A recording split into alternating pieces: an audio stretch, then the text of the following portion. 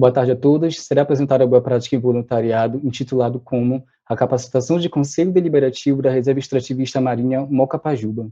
Eu me chamo João Vitor de Assis Pérez, atualmente sou graduando em Engenharia de Pesca pelo Instituto Federal do Pará Campus Castanhal e membro voluntário do Instituto de Comitê de Conservação da Biodiversidade, atuando junto a isso as reservas extrativistas marinhas amazônicas, em específico a do Salgado Paraense. Logo, é válido ressaltar a importância da contextualização da unidade de conservação, onde foi intitulada a boa prática, no caso, no município de São Caetano de Odivelas, localizado na região nordeste paraense, mais especificamente falando do Salgado. Assim, no mapa territorial, é possível observar a dimensão e a proporção do município de São Caetano conjunturalmente relacionado à Reserva Extrativista Marinha de Mocapajuba, que foi criada no ano de 2014 e desde 2020 passou a compor o Núcleo de Gestão Integrada do ICMBio, que nós conhecemos como NGI, formando até então ali de formas contíguas as 7 unidades de conservação do Salgado Paraense, que tem por objetivo proteger os ambientes como rios, praias, estuários, manguezais, que são de extrema importância para a conservação da biodiversidade e principalmente para as comunidades tradicionais. Sendo assim, no mapa ao lado da divisão territorial, nós conseguimos observar de cor verde toda a dimensão e a proporção de ocupação da Reserva Extrativista Marinha de Mocapajuba, ou seja, a sua imensa extensão. Sendo assim, como o voluntariado acontece, se participa de algumas motivações. Logo, ele tem por objetivo proporcionar que o voluntário adquira experiências na prática da conservação da natureza e permitindo assim também a integração da comunidade e da educação. Dessa forma, trazer aquela conjuntura da relação acadêmica e da relação de trabalho que está vinculada junto ao voluntariado. Dessa forma, ele é destinado ao público-alvo, direcionado a pessoas maiores de 18 anos, com um período e disponibilidade de tempo para que passe por contribuições e ações específicas orientadas e formadas por gestores da unidades e alguns colaboradores. Sendo assim, é existente o período de abrangência. Logo, nas vagas de gestão participativa foram ofertadas 2. Porém, isso se ampliou para algumas dimensões também, como em questão de uso público e georreferenciamento, que tem o prazo colocado desde 29 de março de 2021 até 24 de dezembro de 2021, onde se a identificação e a seleção dos voluntários ocorreu através de um edital de voluntariado da unidade de conservação e se deu através de uma seleção de análise curricular e análise de uma carta de intenção. O de voluntariado teria que descrever a sua trajetória acadêmica e assim também as suas perspectivas e colaborações dentro do voluntariado do ICMBio. Dessa forma, são existentes algumas atividades que o voluntário tem por objetivo em fazer parte, e algumas delas é colaborar com a sistematização e organização dessas informações que afetam diretamente a gestão participativa, ligar às 7 reservas extrativistas do Salgado Paraense e apoiar na organização ou execução de registros e eventos ligados à área temática da gestão participativa. Dessa forma, é preciso primeiramente caracterizar o instinto dessa boa prática, ou seja, de onde ela se surgiu. Essa boa prática, como já foi intitulada, de capacitação do Conselho Deliberativo da Reserva Mocapajuba, ela foi, na verdade, uma demanda do próprio Conselho Deliberativo, que ao lado nós conseguimos observar uma foto do momento de posse, ou seja, é desempenhado o momento inicial de criação do Conselho Deliberativo, ou seja, do instrumento de gestão. E assim, na primeira reunião de Conselho Deliberativo da Reserva Mocapajuba, foi solicitado justamente uma demanda sobre a capacitação dos membros sobre seus deveres e direitos perante a gestão da unidade de conservação, onde se traçou esse objetivo, que é o objetivo de capacitar o Conselho Deliberativo para que eles tenham fortalecimento e empoderamento perante a tomada de decisão. As fotos que nós colocamos aqui estão apresentadas nos momentos finais da capacitação, a integração de todos os membros do Conselho Deliberativo e alguns representantes que fizeram parte dos momentos das palestras.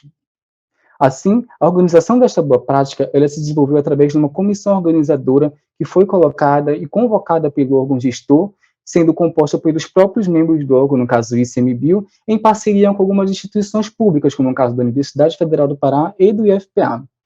Dessa forma, a mobilização, a articulação, a disseminação das informações e principalmente as deliberações das ideias foram feitas todas de forma remota através do aplicativo da Microsoft Teams. E um dos instrumentos e um dos materiais que foram colocados e construídos é esse material digital elaborado para a divulgação da capacitação, onde se tem o horário, a data, o local, o objetivo, a programação com as palestras, com os palestrantes que iriam ministrar e, principalmente, com os cuidados em relação à pandemia da Covid. Assim, se tem como resultados desta boa prática algumas temáticas que foram abordadas na capacitação, ou seja, se há um planejamento E dentro desse planejamento seria traçado algumas perspectivas que seriam importantes para a capacitação do Conselho Deliberativo, e entre elas, áreas protegidas de comunidades tradicionais, unidades de conservação e reservas extrativistas, instrumentos de gestão, o próprio Conselho Deliberativo, a gestão de conflitos. Porém, dentro dessas temáticas foram aplicadas algumas metodologias participativas com o objetivo de engajar o público, ou seja, de fomentar a participação dos conselhos. Porém, por questão de tempo, será ressaltado apenas uma, que é do Conselho Deliberativo, os direitos e deveres, que foi apresentado pelo voluntário em questão, João Pérez. Dessa forma, aplicou-se a metodologia chamada de chuva de ideias, que é uma técnica onde o moderador e uma equipe se traça uma perspectiva, ou seja, um questionamento, uma pergunta, onde os participantes serão divididos e trarão as respostas como uma forma de interação e integração para a ferramenta e construção de um diagnóstico.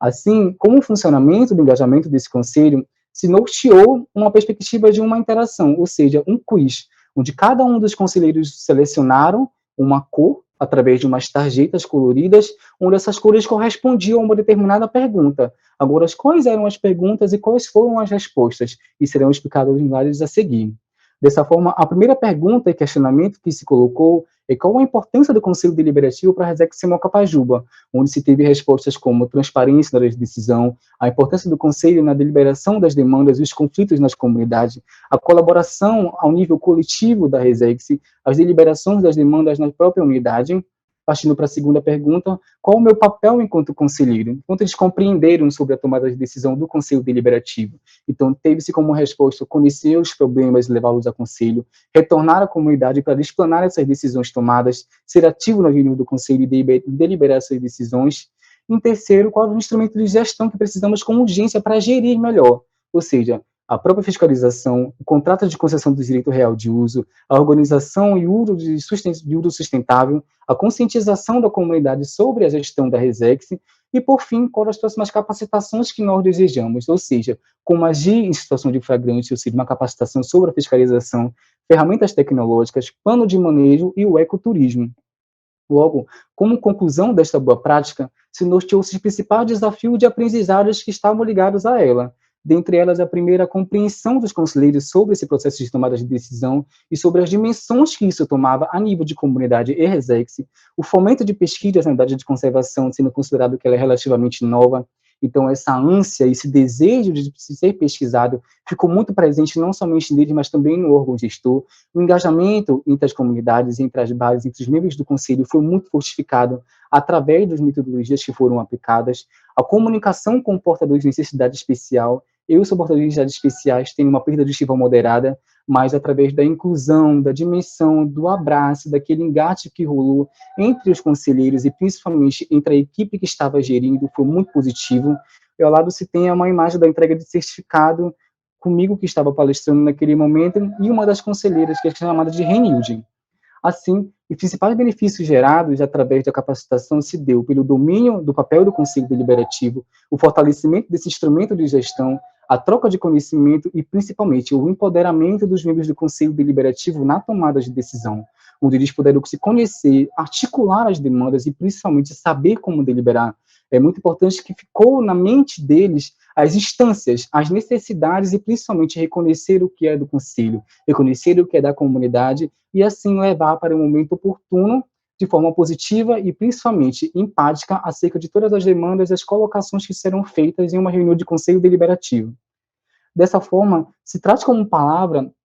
de incentivo e perspectiva para todos que estão presentes neste evento, é justamente a inclusão de pessoas com necessidades especiais, de LGBTs, de mulheres, de negros, de toda a proporção e ocupação que existe dentro dessa territorialidade que nós presenciamos. Então, agradeço muito ao órgão gestor pela oportunidade de voluntariar, de fazer parte de uma família, de uma complexidade imensa que trouxe não somente de uma instância acadêmica, aos meus conhecimentos pessoais e profissionais também. Então, desde já agradeço muito pela oportunidade, e aqui segue alguns registros fotográficos que foram norteados durante a capacitação. O engajamento dos conselheiros, a demanda deles colocadas em frente às apresentações, os registros sobre as entregas do certificado, o voluntário palestrando durante a capacitação, o analista ambiental junto à conselheira, momentos antes de iniciar a palestra, e o técnico ambiental durante a aplicação da ferramenta tecnológica. E desde já, muito obrigado pela oportunidade.